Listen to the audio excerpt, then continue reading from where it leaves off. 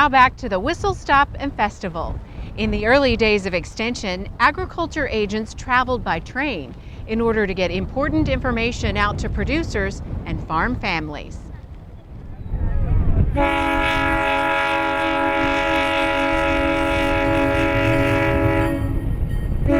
A day of nostalgia for the Oklahoma Cooperative Extension Service, perhaps even the whole state, when one really considers 100 years of serving farmers, families, and entire communities. To mark the occasion, Extension went back to its roots, on the railroad. Extension always has to use the technology that's available, and back in those days, the quickest way to get around the state and to carry some of the equipment and demonstrations that we had was to use a train, and the train companies cooperated with that because agriculture is one of their big customers, and so they allowed free passage on the trains. Extension agents would ride those trains in the early 1900s, and when they would arrive, at times hundreds of people would be on hand to get the latest information from the USDA and from what was then Oklahoma A&M College, often called a county fair on wheels. It was a big deal. In fact, they say lots of times they shut down the courthouse and the school and the post office and everything, and just shut the town down for a couple hours, and everybody went down to the depot where the train came in and stood around and waited for the program that the Extension folks were delivering.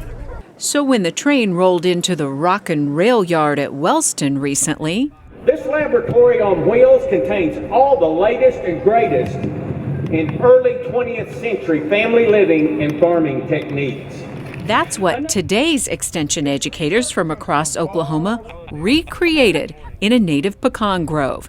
Educational lessons for everyone, from livestock and crops to gardening and insects, home and family to 4-H, and much more. The vintage mixed in with the most modern day, all to show the impact and reach of Extension through the years, and also what lies ahead. What we're wanting to do here is just really help kids understand how technology is going to be driving a lot of our careers in the future, especially in natural resources. And did someone say food? Molten lava chocolate cake and deluxe potatoes with a crispy topping that are like twice baked potatoes. They're just yummy. Dutch oven cooking, just like the early days. They last forever.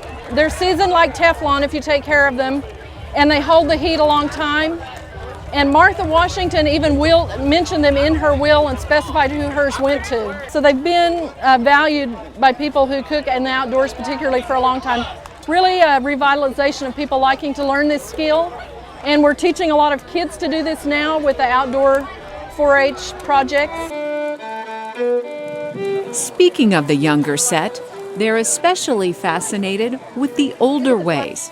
12-year-old Hannah Thompson sums it up best. I'm going to tell my friends that I really had a fun day. It was really awesome. Just looking back at the past and seeing from the old days and seeing to the future that I might teach my grandkids.